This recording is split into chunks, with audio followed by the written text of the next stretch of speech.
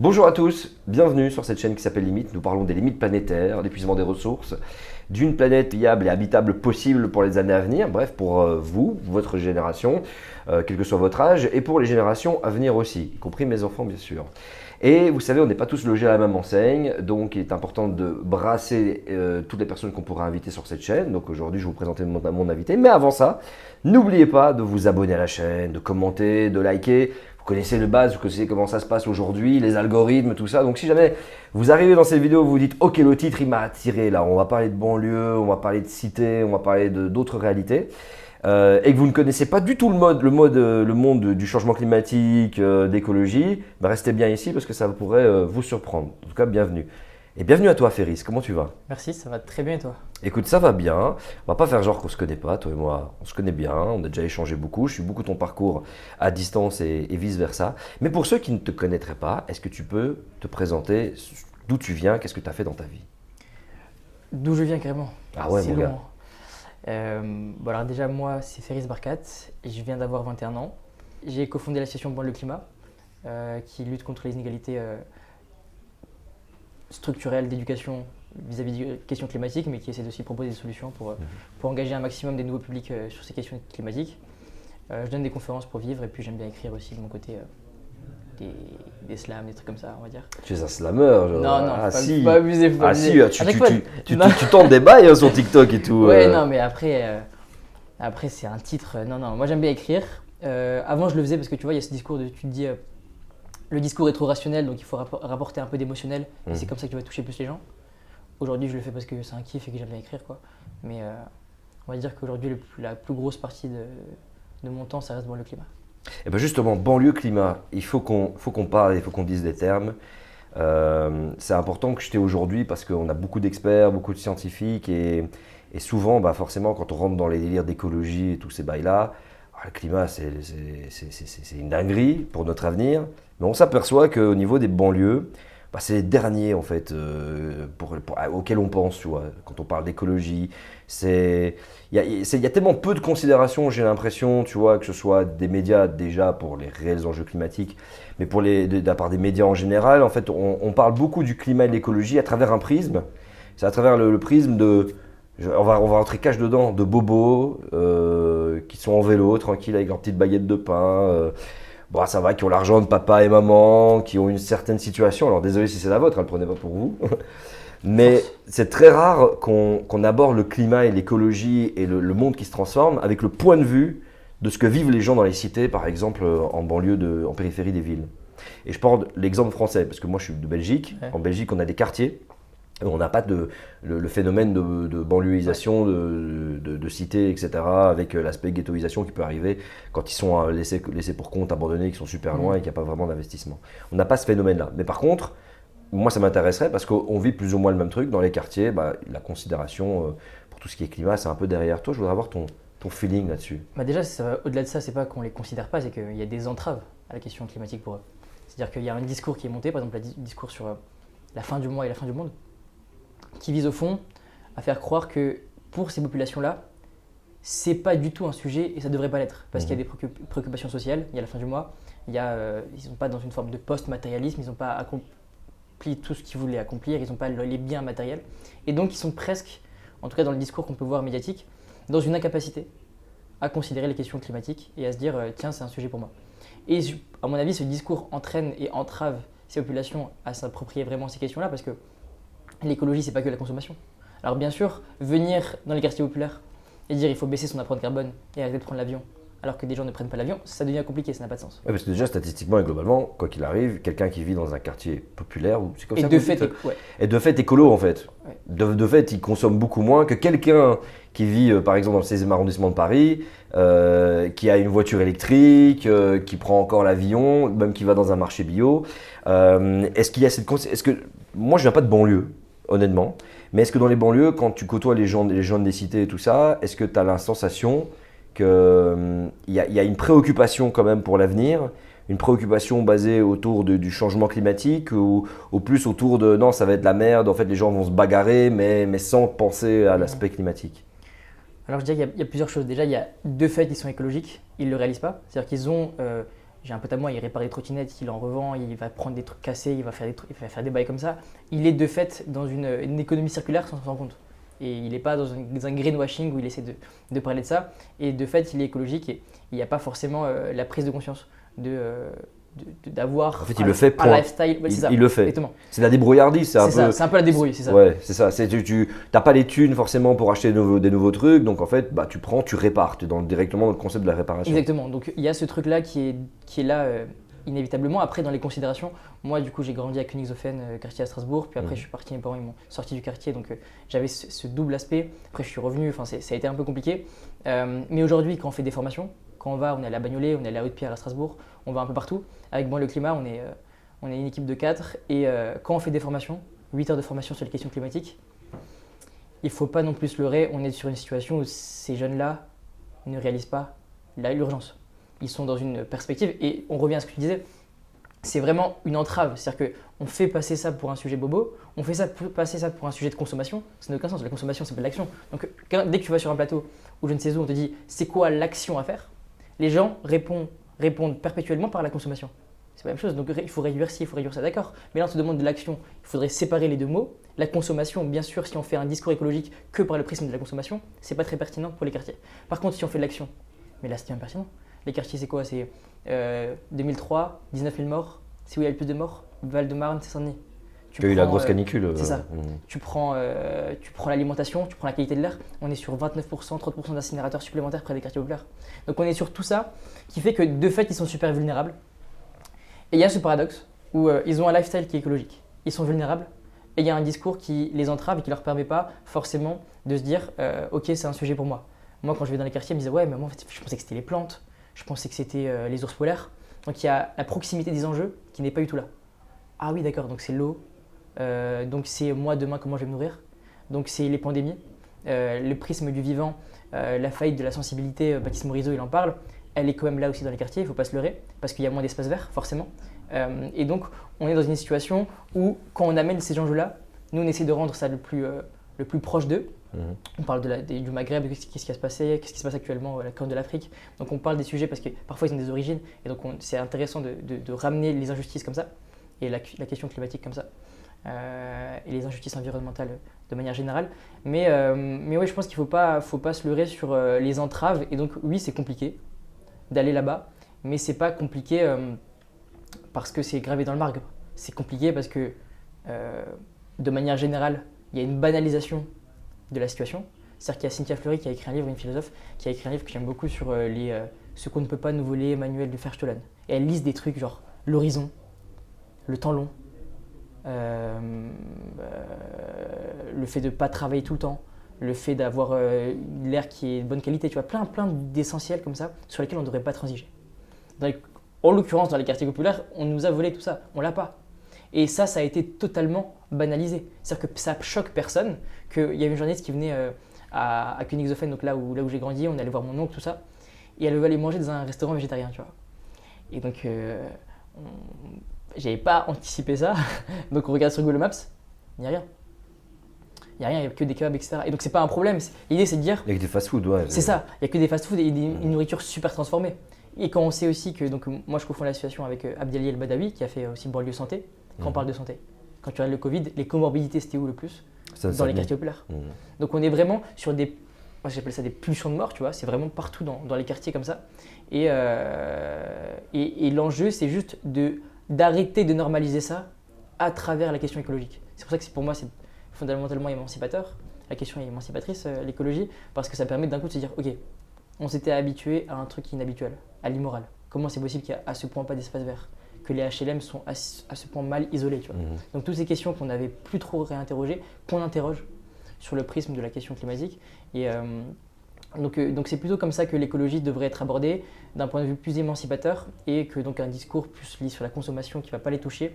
Là, à travers les gens conformes, l'idée c'est pas de dire moi je sais ce qui est bon pour eux, hein. C'est pas du tout d'être dans une démarche paternaliste, on n'est pas comme ça dans le climat, c'est juste de dire voilà, on vous donne les clés, la formation. Et derrière, c'est eux qui vont créer leur propre discours à travers ces éléments-là, beaucoup à travers de la formation. Il y a ce truc un peu comme moi, tu vois, moi j'ai découvert les questions climatiques il y a 1 an et demi, 2 ans. Ah, c'était tout récent, ouais. Ouais, j'ai arrêté mes études comme ça, j'étais à Londres, j'ai arrêté toutes mes études. je vois que c'est la merde, je me dis ok, pourquoi on m'a pas prévenu avant? Et donc j'ai ce besoin d'aller former mes potes. Il y a une anecdote où je vais prendre quelques potes à moi, je les mets devant des slides, ça c'était catastrophique, ils ont rien capté, mais tu vois, j'avais vraiment ce besoin de dire il y a une connaissance que j'avais pas.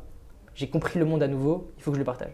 Et donc on voit exactement le même réflexe quand on va à Bagnolet, quand on va dans le quartier, des jeunes qui disent ok, moi aussi j'ai envie de former d'autres personnes. Et puis il y a aussi proposer tout simplement des portes de sortie à travers la fin du mois est quand même présente, et donc les métiers de la transition qui peuvent aussi leur permettre de s'en sortir. Mais globalement, voilà, c'est un discours qui sera moins tourné vers la consommation, plus vers la formation, l'action et la résilience. La résilience, c'est fondamental parce que les plus touchés, ça va être ces quartiers populaires. Ils le voient bien. Bagnolet, il y a le directeur du centre social culturel, Alassane, qui d'un coup, quand on parle des particules fines, donc je parlais des PM1 qui rentraient dans le cerveau et du fait que c'est 48 000 à 100 000 morts en France, bref, on parlait de tout ça et là, d'un coup, il s'arrête et il dit mais attends, Bagnolet, il y a un double échangeur juste à côté, les particules fines, c'est nous qui les prenons. En plus, ils ont mis les cities juste à côté de l'autoroute. Qu'est-ce qu'on fait, tu vois? Et donc, il y a cette prise de conscience sur on est hyper vulnérable et donc on doit être autonome, on doit s'en sortir tout seul parce que c'est pas l'État qui va nous sortir de ça. Ou en tout cas, si on fait un plan de résilience, il va mettre du temps à arriver. Et donc, dès maintenant, avec la formation, on veut aussi inspirer et aider des projets qui prennent ça naître, quoi. politiquement déjà et se disent ok, on va tout transformer. C'est beau et c'est super inspirant. On va parler de toi pendant cette phase de transition. Ouais. Quand tu as découvert ça s'est passé comment? C'est à quel moment et avec quoi? Qu'est-ce qui à un moment donné t'a fait basculer vers la transformation intérieure et le fait de vouloir comprendre en fait les tenants et aboutissants des limites planétaires dans lequel il y a le changement climatique? C'était en terminale. C'était un prof de philo que j'aimais beaucoup qui a commencé à parler d'effondrement, de remise en question un peu du progrès, sur le chapitre du progrès, tu vois, en philo on fait le progrès en terminale. Et donc il a commencé à poser des questions et moi je dis attends, c'est quoi le délire là, j'ai pas tout suivi. Donc j'ai commencé à m'intéresser. On est en train de dire que la société va s'effondrer, j'aimerais bien savoir quand, tu vois, parce que j'ai des trucs à faire. Donc je commence à découvrir le sujet. Et là c'est une première claque. Je sais pas si ça fait ça à tout le monde, mais en tout cas moi ça a été après une phase où tu oublies un peu. Tu reprends le sujet, tu te réintéresses à nouveau, tu oublies. Et c'était un peu comme ça, tu vois, progressivement, jusqu'au moment où tu n'oublies plus, tu es bloqué et tu es là en mode ok, qu'est-ce que je fais? Mais ça a été très progressif. J'avais ça en tête, j'arrive à Londres, une prof qui m'a sauvé la vie, qui m'a permis d'aller en Angleterre, à la LSI. Mes darons super fiers, philosophie politique, j'arrive.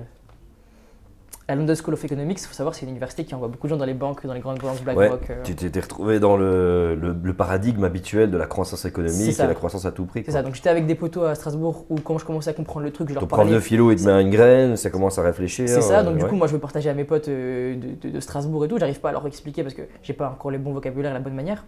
Et eux, ils sont pas au courant de ça. J'arrive à Londres, je me dis, milieu super privilégié, ils vont capter le truc. Et tes parents qui sont très fiers pourtant que tu atteignes Londres. Ah oui, ouais. Donc tu es dans un contexte où tu suis la voie même que tes parents se disent ouais, il va dans une école à Londres de business et tout, c'est génial. De politique, philosophie politique. Hein, ouais, il y a aussi du business, mais mon daron il pète des câbles, tu vois. Il dit à tout le monde, il dit à toute la famille ouais, mon fils il part à Londres, étudie dans des grandes écoles et tout, bien sûr. Toute l'usine est au courant là, toute l'usine, tout le monde est au courant. Après là, j'ai arrêté mes études et je crois qu'il l'aura pas encore dit.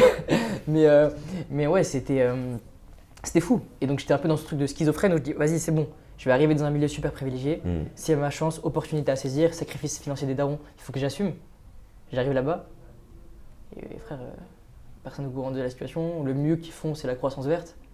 Donc c'est vraiment le top de la réflexion. Grosse dissonance cognitive. C'est ça, grosse dissonance cognitive. Donc moi, de mon côté, déter, je veux devenir chercheur. Je fais des articles sur la justice environnementale, je bosse. Et là, je vois l'équipe de la Georgetown University qui bosse sur les questions de justice environnementale. Il m'invite à un colloque en Suisse, j'arrive et je vois quelques chercheurs qui me disent en vrai, la recherche, si ça ne t'intéresse pas, si tu n'es pas passionné, laisse tomber parce que ça ne sert à rien. On fait des études, personne ne les lit, trouve ton truc à toi et tout. On peut en parler avec les scientifiques qui écrivent les rapports du GIEC. Totalement. Il y a beaucoup d'études qui sortent et qui sont lues que par la même profession et qui n'ont pas forcément de gros impacts politiques, alors que ça devrait les 3/4 du temps. Quoi. Ça devrait totalement, mais vu que, ils sont un peu résignés, tu vois, et le truc c'est, on te dit ce qui se passe, tu t'en fous. Au bout d'un moment, eux, heureusement qu'ils sont passionnés, quoi. Donc je cherche à comment être plus utile ailleurs, puis après personnellement aussi j'avais ce besoin de remettre en question aussi vraiment ma légitimité, pas ma légitimité, mais si mon besoin de légitimité et de légitimation à travers l'université, tu vois. Est-ce que j'ai vraiment besoin de ça sur une planète qui meurt, tu vois. C'est quoi la valeur d'un diplôme sur une planète qui crève? Tu vois, tu te remets un peu en question. Et puis la légitimité pour qui, tu vois. Ouais, c'est ça, exactement. Pour quelle boîte? Enfin, je m'en fous un peu, tu vois. Donc, j'ai commencé à me remettre en question. D'abord, j'ai interrompu mes études. C'était il y a un an, à peu près un an, plus d'un an. J'ai interrompu, puis après, j'ai définitivement arrêté. Désolé, papa. Et, Mais tracasse, hein. Tu es quelqu'un de très inspirant qui va inspirer beaucoup de personnes. Et tu es sur une route, tu es sur un chemin. Mais là, justement, je reviens à un point très important, tes parents, tu vois, la fierté. Ouais. De se dire, il va dans une vraie école de business, demain tu arrives avec la grosse Mercedes, tes parents, ils vont t'applaudir, ils vont te dire, et puis tu sais bien, dans notre culture, ça a toujours été ça, c'est mettre les darons, mettre la daronne à l'abri, tu vois. Bosser, ils ont bossé toute leur vie, ils se sont sacrifiés pour que toi, tu atteignes un certain niveau de vie, qui va te permettre à ce moment-là, effectivement, de tout renclencher, et ils l'ont fait en sacrifiant littéralement, en vivant des dingueries, des choses compliquées. Et ça, je crois que c'est une histoire commune qu'on doit avoir, toi et moi. Mais qu'effectivement, tu t'aperçois que ce pourquoi ils ont créé le tremplin, parce que littéralement, ils l'ont fabriqué, le trampoline pour toi, que tu ne le prends pas parce que tu as compris que pour l'instant, ça ne prend pas la bonne direction et que tu veux réduire, tu veux ralentir, tu ne veux pas spécialement gagner des 10 000 euros par mois, des week-ends et des machins dans le genre. Tu es plus à vouloir te dire peut-être, ok, non, on va se refocaliser sur l'essentiel. Ça peut créer un bug dans la matrice de tes parents, Totalement. de la famille. Et est-ce que c'est pas, tu vois, j'ai l'impression que les jeunes dans les banlieues, ils sont tenus mais ils sont soucieux de leur avenir. Parce qu'il faut le dire clairement, il y a un stress de l'avenir. Je veux dire, quand je parle un petit peu avec des potes du quartier, ils me disent tous, ouais frère, ça va péter. On ne sait pas d'où ça va venir, mais il y a des dingueries qui vont se passer, ça va péter. Et donc forcément, ils ont aussi cette éco-anxiété, tu vois. Est-ce qu'on peut appeler ça une guerre-anxiété? Est-ce qu'on peut passer... je sais pas le mot. C'est sujet à débat pour le moment, Ouais. et chaque personne vit une anxiété très différente. Mais à partir du moment où, pas forcément pour des raisons climatiques, mais tu sens que tu vois les conflits en Ukraine, sur l'épuisement des ressources, tu vois les prix qui montent et tu vois tes parents qui sont en stress parce que ils n'arrivent pas à boucler leur fin de mois, donc ça crée de la tension, et tu sens que tu te diriges vers quelque chose de négatif. Pas vraiment de l'éco-anxiété, ça peut être de l'économico-anxiété, ça peut être plein de termes, bref, de l'anxiété qui se développe. Comment on doit faire du coup quelqu'un qui a eu un construit, le construit qui est, et c'est normal, tu as en cité, tu es écolo par nature, puisque tu vis peut-être à 6-7 avec tous tes frères et sœurs, gros cliché, hein, dans pas beaucoup de mètres carrés. Je suis fils unique. T'es fils unique, Alhamdoulilah mon gars. Moi aussi. Ah, mais t'as raison. Moi aussi. Mais que naturellement, tu es plus écolo quand tu vis dans une tour avec tous tes frères et tes sœurs. Donc forcément, tu as une empreinte carbone bien moins importante, mais qu'en plus de ça, tu te ramasses toutes les injustices climatiques, c'est ultra bétonné, donc il fait beaucoup plus chaud, tu as les gaz d'échappement du périph' et des histoires dans le genre, bref, ce que tu as énuméré juste avant. Mais qu'en même temps, tes parents te poussent à trouver un job et vas-y, et donc tu as une pression de les rendre fiers. Tu veux les rendre fiers, c'est limite culturel, tu vois. Mais qu'à la fois, tu évolues et tu te rends compte d'un truc, c'est que déjà, il y a le plafond de verre qui est très très solide et qui est une réalité aujourd'hui. Donc c'est très difficile de sortir de ton environnement quand tu es dans une cité. C'est très complexe de pouvoir trouver un job et d'être payé à un certain niveau. Parce qu'on me dit ouais, tu trouves un job, oui, pour aller rouler pour Uber, c'est cool, voilà, tu vas ramener les plats, etc. C'est une dinguerie de voir qu'à chaque fois c'est des frangins, tu vois, qui font ça, et que ça sort pas de ce cycle-là.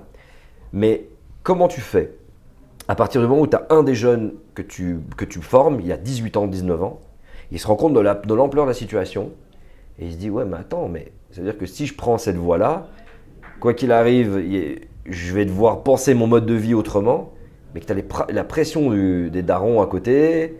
Comment ça se passe? Comment tu fais genre de... Ça, c'est vraiment avec le narratif qu'on raconte en fait. C'est vraiment comment on va raconter l'histoire de l'engagement, comment tu vas toi te positionner ta vie avec ce que je vais te raconter pendant 8 heures. Donc là, on fait une formation vraiment longue, tu vois. 8 heures, c'est long. C'est long de ouf. Et puis, c'est l'énergie, c'est l'histoire, c'est un peu de philo. C'est hyper lourd. On essaie de faire certifier ça par le ministre de l'Enseignement supérieur actuellement. Comme ça, ils repartent avec un diplôme, tu vois. Et c'est pas juste les jeunes de Sciences Po avec leur master qui. Donc, c'est une vraie formation. Et avec ça, comment tu fais pour créer ta propre histoire, tu vois. Et justement, faire face à toutes les barrières que tu as pu énumérer. Je parle de mon cas personnel et après, je vais un peu élargir, mais. Moi, je me retrouve là, deuxième meilleure université au monde en sciences sociales, tu vois. J'appelle mon daron trop fier. Je lui dis, écoute, je vais interrompre mes études, tu vois. Moi, c'était un peu plus simple parce que personnellement, j'avais aussi des problèmes dans la famille, tu vois. Donc, il y avait un argument supplémentaire, mais il y a un choc, tu vois. Il y a ce truc de tu as intérêt à reprendre si tu arrêtes déjà. Et puis non, en fait, t'arrêtes pas. Et puis tu vois, il y a ces gros débats, tu vois. Et donc à ce moment-là, il faut que toi, tu sois persuadé que ta vie, c'est pas juste ton accomplissement personnel, mais que tu dois l'aligner à l'histoire qui est en train de s'écrire. Et moi, j'ai eu la chance, parce que mes darons étaient derrière moi de fou, ils ont fait en sorte que je ne manque de rien, tu vois. Donc j'ai grandi, j'étais fils unique, donc ça a aidé. Et donc j'ai rien manqué et j'ai pu me construire à travers aussi l'art oratoire, pas mal de choses dans mon parcours qui ont fait qu'aujourd'hui j'ai pu avoir les clés, les éléments pour comprendre la situation et me dire que l'accomplissement personnel que mes darons voulaient, il passait pas uniquement par la thune et par la réussite au sens classique, mais elle pouvait passer par mon épanouissement si je m'alignais à quelque chose de plus grand que moi, tu vois, qui me dépassait. Et ça, comment on fait pour l'apporter dans les quartiers?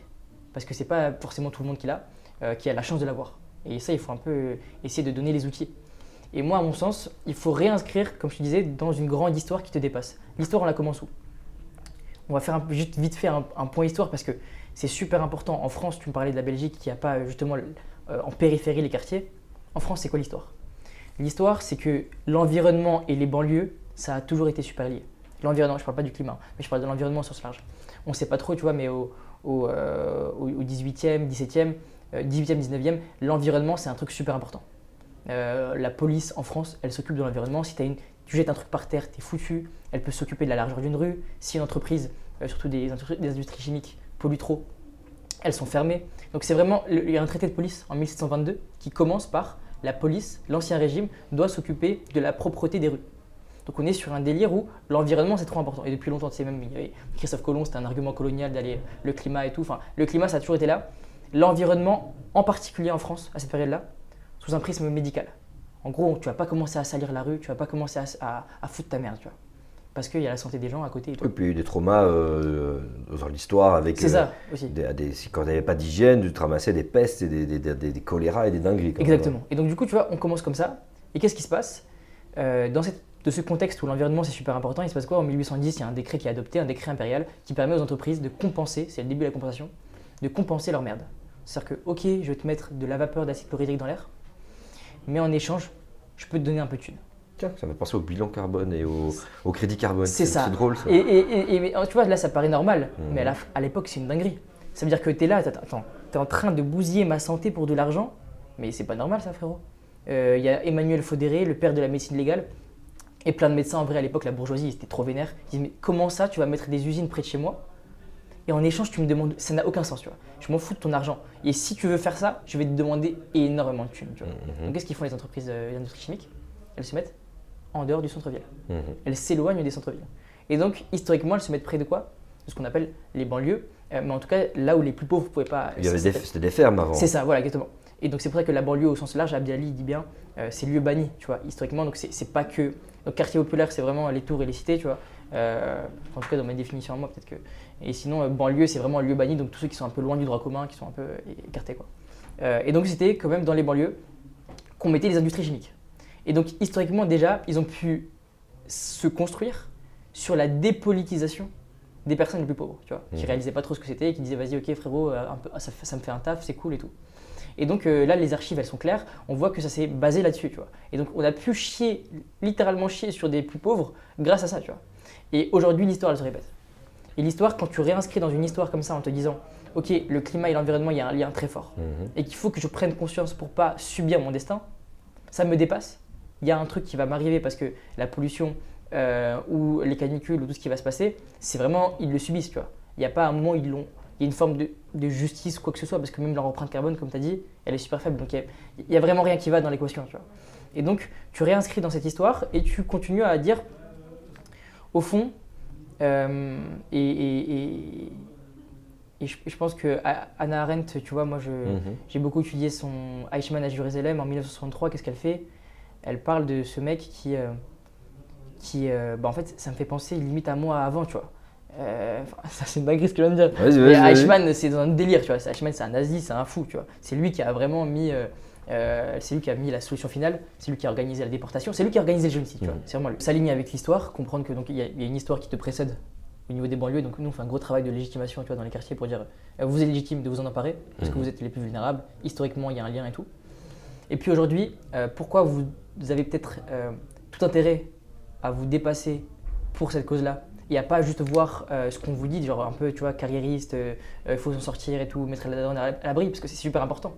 Mais il faut réussir à dire, avec un narratif, aligner ça à la grande histoire qui est en train de s'écrire, ne passez pas à côté de cette histoire. Et donc là, je parlais vite fait d'Hannah Arendt parce que moi, ça me fait penser à… Elle a beaucoup travaillé sur la banalisation du mal, tu vois. La banalité du mal et la banalisation du mal. En gros, comment ça se fait qu'on a réussi, comment le mal a pu avoir un tel succès en Allemagne nazie, tu vois. Comment ça se fait qu'on a pu défoncer autant de monde.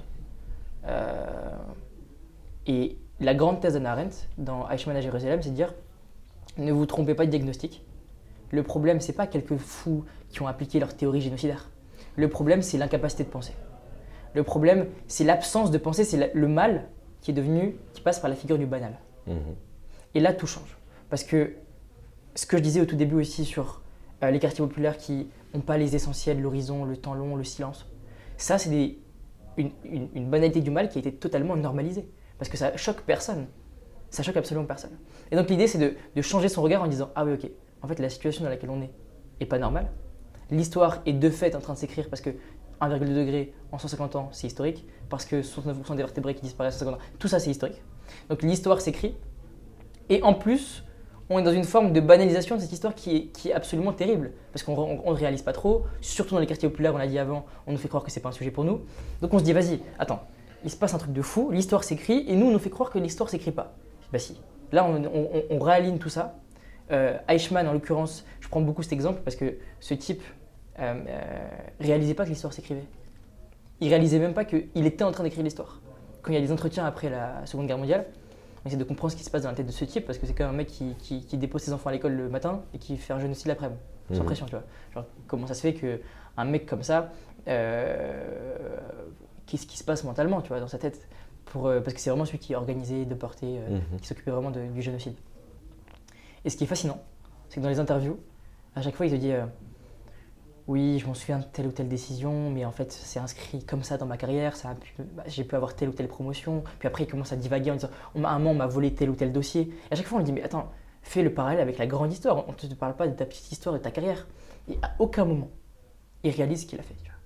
À aucun moment, une normalisation. C'est ça. Il réalise que la grande histoire était en train de s'écrire, que lui-même, il a fait un truc de malade mental, tu vois. Et il est toujours dans cette perspective. Oui, et comment on arrive là? Ça serait trop long d'arriver là-dessus, mais c'est notamment avec la novlangue, tu vois. On parlait pas de génocide, on parlait pas d'extermination, on parlait de solution finale. Les handicapés, on parlait pas de massacre, on parlait de prise en charge. Il y a dans la perception du réel, il y a eu un narratif, il y a eu un récit qui a à la fois, au début, même pas touché une majorité de gens. C'est une minorité qui a décidé de prendre le pouvoir. Un euphémisme comme ça. Et la majorité silencieuse a suivi. Et en fait, il y a tellement effectivement eu, à travers la propagande, une normalisation de tout ça.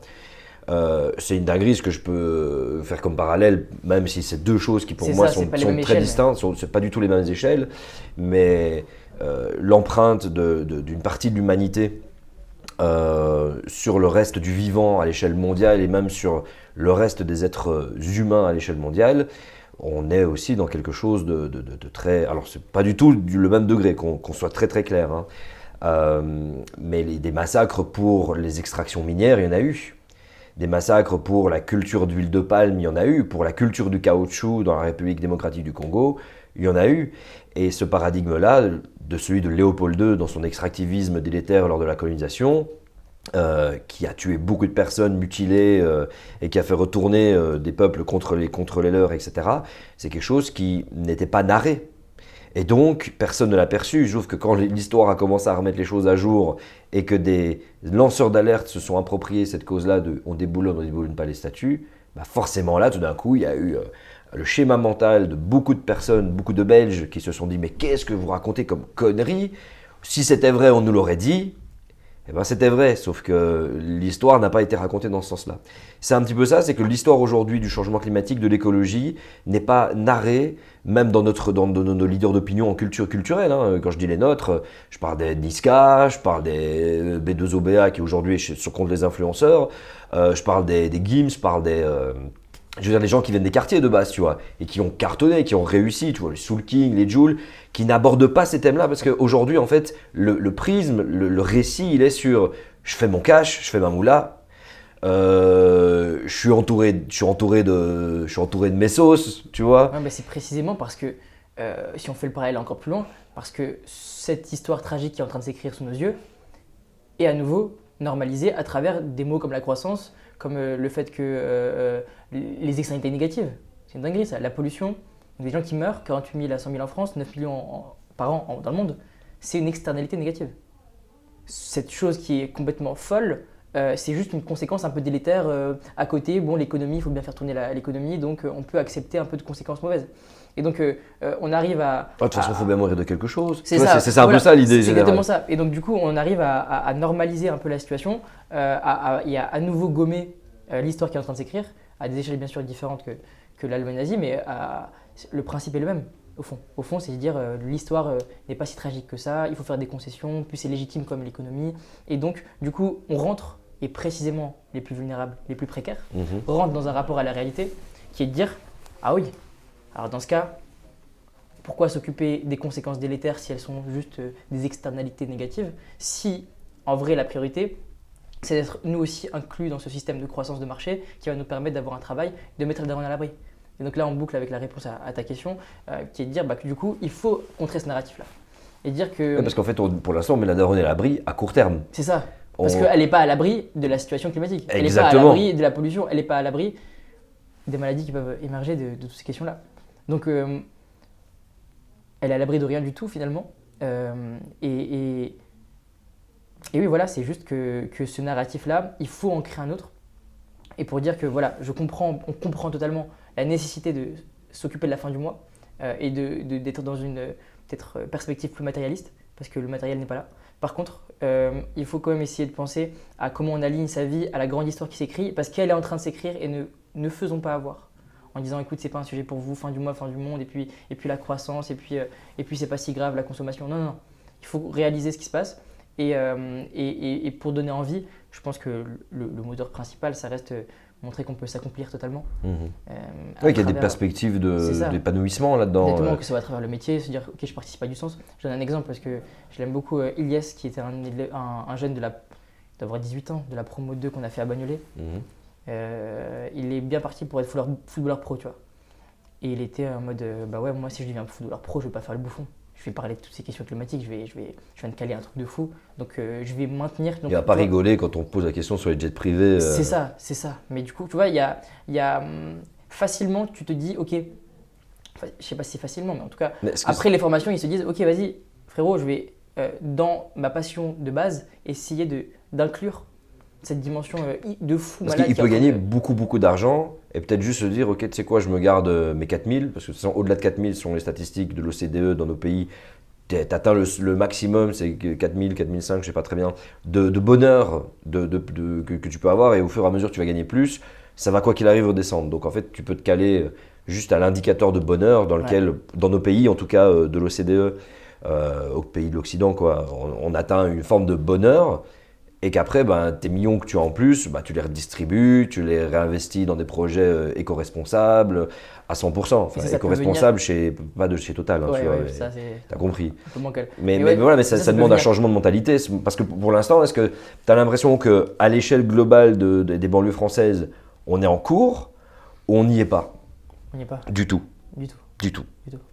On y est au niveau des comportements de fait, tu vois. On est dans la débrouille, on est dans la volonté de s'en sortir, là on y est. Par contre, là où on n'est pas, c'est que... Pas dans ce qu'on veut faire. Exactement, dans la projection dans ce qu'on vit, on est écolo, ok. C'est ça. Tranquille, plus que n'importe qui fait tous les efforts du monde mais qui vit dans une ville, tranquille. Enfin, plus que n'importe qui en France, parce que mes cousins au Sénégal, ils sont bien plus écolos que nous. Mais dans la perspective d'avenir, ton but en fait est d'améliorer la condition de vie dans laquelle tu es. Et si tu pouvais demain signer pour un jet privé et pour une grosse maison qui n'est pas isolée, mais que tu as une maison qui a de la gueule, tu le fais. C'est ça. Et après, c'est normal. C'est totalement normal parce qu'aujourd'hui, les narratifs ne prennent pas en compte cette dimension climatique. Le narratif, toi et moi, ok, on a une vision systémique des choses. Et tu en parlais, la fin du mois, c'est microsystémique, c'est toi et c'est ta pression financière. La pression financière est quelque chose de paralysant. Les gens stressent avec la pression financière, ils ne savent pas payer une facture, ils ne savent pas payer la deuxième, il se passe un malheur dans ta vie qui fait que tu l'as dépensé beaucoup pour un accident, pour quelque chose, tu dois envoyer de l'argent parce qu'il y a ton tonton au bled qui a un problème. Ce qui fait que toi, tu te retrouves parfois avec des huissiers et qui t'empêchent de raisonner au-delà de ta condition d'être humain et de la condition d'être humain de ta famille. C'est quelque chose qui est paralysant. Mais forcément, on est tous en train de courir derrière la fin du mois, surtout avec l'inflation.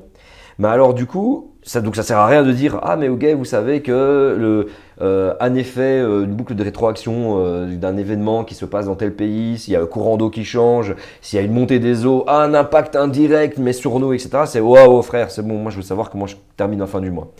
Mais alors quel type d'histoire il faut raconter en sachant déjà que quoi qu'il arrive pour les gars de chez nous, pour nous, parce que c'est pas avec ça que j'ai été sensibilisé avant, même si je viens pas de citer, parce qu'en Belgique on n'a pas ça, mais voilà, que forcément le délire de rouler en vélo, d'avoir la petite baguette bio en dessous du bras, je donne vraiment ce gros cliché, est quelque chose qui pour nous, c'est ringard, c'est naze en vérité.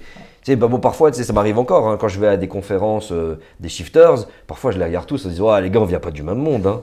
Je me dis c'est gnangnan, c'est bisounours, on n'a pas le même vécu. Vous, ça se voit que vous avez un compte d'épargne qui vous met tranquille. Pas chez tout le monde, pas chez tout le monde.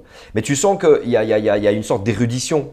Alors bon, je viens de les shifters parce que c'est eux qui sont en train de filmer. D'ailleurs, big up à Coche à la réalisation et à Jérôme.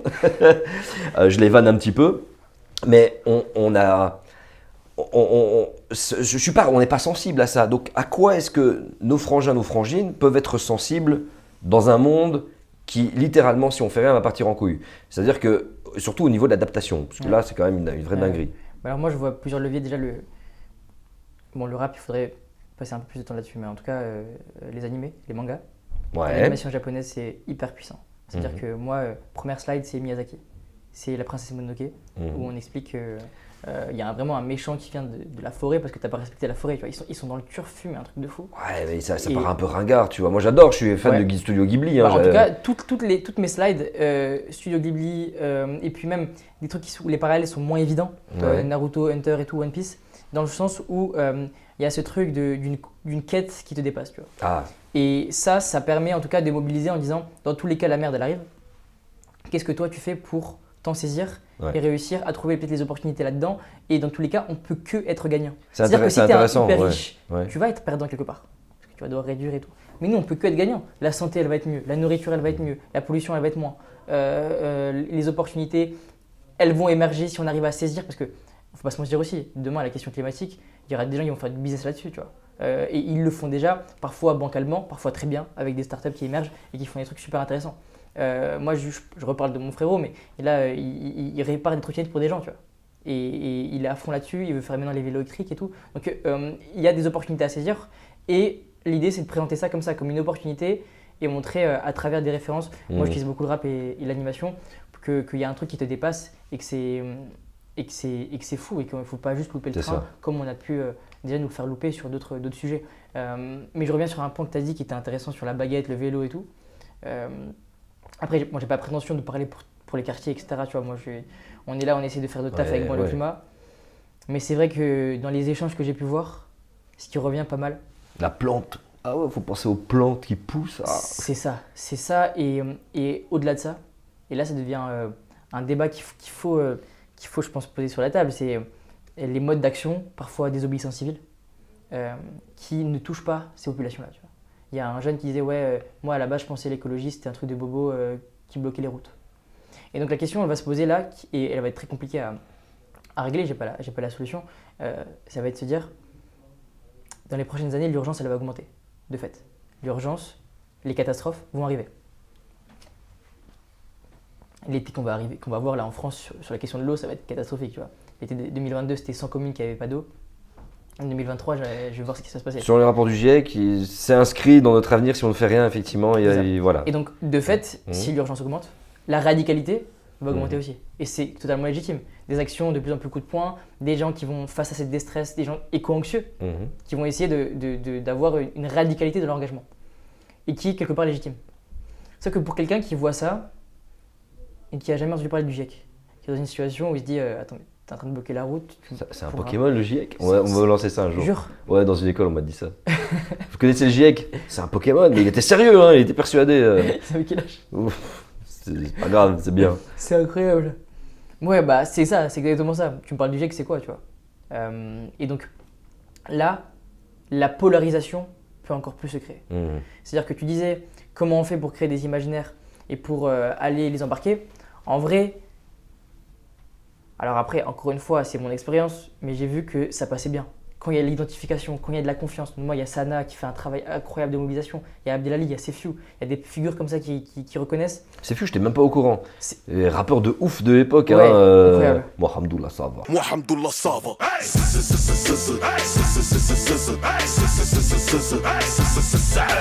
C'est lourd à savoir, mais en fait, ce serait intéressant ouais, de ramener tout doucement les rappeurs, le monde du rap et tout ça. Et donc à travers Orelsan le fait, mais Orelsan, c'est pas le gars qui parle aux banlieues. Ouais, si, aux banlieues, oui, mais pas aux cités. Ouais, tu vois. C'est pas très cité, Orelsan. Les figures comme ça, si elles s'intéressent un peu à ces questions-là, elles vont ramener du monde avec eux, tu vois. Donc, si tu as un bon narratif, tu as la bonne posture, tu as l'identification, tu as un narratif, mais on parle pas de recréer un truc de fou, tu vois. Je parle d'animer et c'est réglé. C'est bien.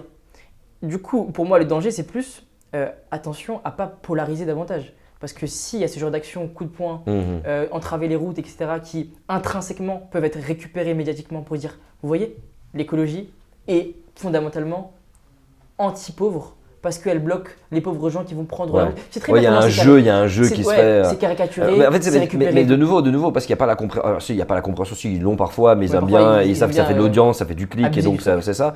Mais si des gens bloquent des routes, c'est contre un système qui est en train de tous nous envoyer dans le mur. Mais forcément, de nouveau, la vision systémique, des gens peuvent avoir le temps et prendre le temps par leur érudition, par leur entourage, leur famille, d'avoir une vision systémique des choses. Dans les banlieues, on a une vision du quotidien. Et le quotidien, c'est tu sors, t'étais contre le mur et il suffit que tu dises un mot genre ah qu'est-ce que vous me faites chier vous, ça y est, boum, outrage à agent.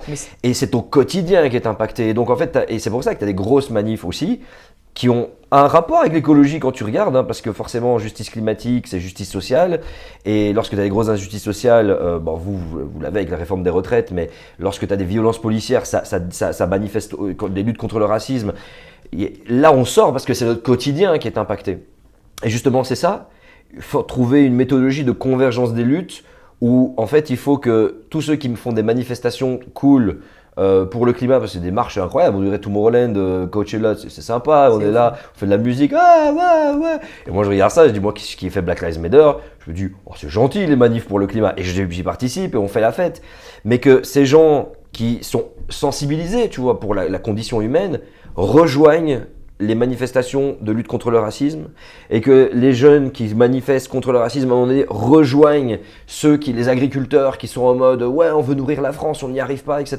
En fait qu'à un moment donné on se met tous d'accord et qu'on converge, c'est ça la solution. Oui c'est ça, mais du coup il y a des points à faire dans les deux sens. Il y a un premier pas à faire parce que structurellement l'éducation, en tout cas la compréhension des enjeux, il faut qu'on la fasse à fond. Donc éducation en fait. Là il y a le climat, on essaie de rapporter du coup des diplômes, tu vois, comme ça ils se disent vas-y j'y vais et en même temps je reçois un truc sur les CV, c'est carré. Donc éducation à fort. Et puis de l'autre côté, on va dire, si on qualifie de bobo, tu vois, là de l'autre côté, il y a aussi une compréhension des références culturelles, symboliques qui eux les touchent, tu vois. Donc c'est pas juste l'écologie, on met un peu de musique classique et c'est réglé, tu vois. C'est quoi, quels sont les rêves qui vous touchent, on vous laisse de la place, si vous voulez mettre Niska en manif, c'est parti, tu vois. Enfin en tout cas, essayez de, moi dans mes slides et quand on fait la formation, j'essaie d'inclure pas mal de rappeurs, tu vois. Après moi j'ai des rappeurs qui me touchent, qui sont pas non plus hyper connus, tu vois, Zamdan, rappeur marseillais que j'aime beaucoup. Je connais pas. Encore. Pas encore. Ouais, il est trop fort, incroyable. Rap mélancolique et tout. Et il a une phrase qui dit comment j'ai poussé sur le béton, comment tu veux que je connaisse l'éclosion? J'ai poussé sur le béton, comment tu veux que je connaisse l'éclosion? Ils m'aiment que quand je leur tends le bras, pas quand je suis à 2 doigts de l'explosion. Et donc je commence avec cette citation et je continue en déclinant en disant bah voilà, la bétonisation, voilà ce que ça fait. Du coup, les sols sont imperméabilisés, donc l'eau s'infiltre moins. Voilà ce que ça peut faire d'un point de vue à l'échelle de Paris, mais voilà au niveau des canicules, ce que ça peut aussi engendrer. Donc on rentre dans les détails, tu vois, à travers des portes comme le rap, les animés. Et ça, s'il y a aussi, du point de vue des, entre guillemets, bobos, moins moins de condescendance parfois avec cette culture, j'aime pas trop le mot, mais urbaine, tu vois. Bon, le mot est pas un problématique pour le coup, mais cette culture, tu vois, rap et tout. S'il y avait Il y a des moins clichés, il y a des croyances. C'est ça, s'il y avait moins de condescendance, ça permettrait aussi de faire le pont. Bravo pour le travail que tu fais. Le fait de prendre le narratif japonais est important au niveau des mangas. Parce que tu as remarqué que le héros n'y arrive jamais tout seul dans les mangas. C'est pas le délire américain où tu as Superman qui arrive, il règle tout, Batman tout seul dans sa Batcave. Franchement, de ouf, parce que du coup, c'est vraiment un accomplissement que pas uniquement à travers l'individu qui est super fort, mais à travers ses potos, à travers la coalition. Mais comme il y a toute une génération qui est biberonnée au manga et que tous les mangas ont cette vision dans les shonen d'équipe, quoi qu'il arrive, tu as toujours un protagoniste, mais il est rien sans sa team, pouvoir de l'amitié, gros cliché. Le Genki Dama de Goku, voilà, c'est son attaque, sa meilleure attaque et qui est possible que grâce à tout le monde. C'est ça. Donc déjà, d'une certaine façon, il y a une sensibilité dans les jeunes qui sont peut-être pas en train de creuser, lire des livres de Cyril Dion, regarder les films, qui sont pas abonnés à la chaîne Limite, etc. Mais qui en même temps... C'est pas bien ça, hein. Merci. Mais qui en même temps ont déjà cette graine en eux, tu vois, en quelque sorte. Donc moi, je te dis respect pour le travail que tu fais, bravo, continue, ça va pas être facile, parce que il faut, voilà, je crois que tu es super bien soutenu. Et... Ça, tu parlais d'équipe, justement, moi j'ai envie d'en placer une pour l'équipe qui me suit, parce que j'ai la chance d'être super bien entouré. Abdelali Al-Badawi qui a fait Banlieue Santé, qui tu vois, il est carré sur la... Faut pas se mentir, banlieue et climat, il y a une hype un peu autour de ça en France. Et donc il y a beaucoup de sollicitations. Donc il y a des gens qui sont parfois là, pas pour les bonnes intentions. Attention au greenwashing, c'est toujours la frontière. Hein. C'est ça, le greenwashing. Et qui on lutte aussi, contre ça aussi, nous. Et qui vaut aussi le créneau, tu vois. Bien sûr, il y a un intérêt et toujours. Et qui n'ont pas forcément d'attache avec ce milieu-là, qui sont là, tu vois, pour... Et donc moi, la bienveillance est bienvenue. Après, il faut savoir déceler les entourloupes. Et donc là, je suis trop bien entouré avec Sana, Abdelali. C'est Few et donc ouais, à nouveau l'équipe elle me permet de tenir debout parce que c'est un chantier qui est énorme. T'es qu'au début. Et vous n'êtes qu'au début. Ouais, c'est ça. Et après du coup l'idée ça reste de créer des ambassadeurs parce que à un moment tu disais comment on peut faire aussi un nouveau discours. Il va pas émerger que par moi, par le climat et quoi ou quoi. C'est justement à travers les gens qu'on va former qui vont eux-mêmes s'approprier ces questions climatiques, qui vont faire naturellement émerger, voilà c'est ça, un discours avec tu vois, leurs mots, leurs rêves, leurs trucs, et ça va faire autour d'eux, ça va parler, et c'est comme ça que l'écologie, en tout cas aujourd'hui mainstream, qui a le monopole, a dû se développer, parce que c'est développé sur quoi? Sur le quotidien des gens qui ont extrêmement une consommation énorme, tu vois, et donc ils ont développé une écologie à travers le prisme, si je caricature bien sûr, de la consommation. Donc là, ce serait une autre écologie qui va se développer à travers le prisme de l'adaptation, de la résilience, tous ces concepts qu'on a pu voir, et qui va juste leur ressembler davantage. Et donc le discours viendra aussi, vient totalement d'eux et pas il pourra jamais venir de qui que ce soit qui a une posture vas-y je vais t'expliquer, je vais t'apprendre, ça peut pas marcher comme ça, tu vois. C'est quand eux ils s'approprient les questions climatiques qu'ils vont faire émerger un discours à leur image, quoi. Ferit, t'as dead ça mon gars, c'était très très lourd, très instructif, j'ai appris plein de choses et n'hésite pas, t'es bienvenu sur la chaîne.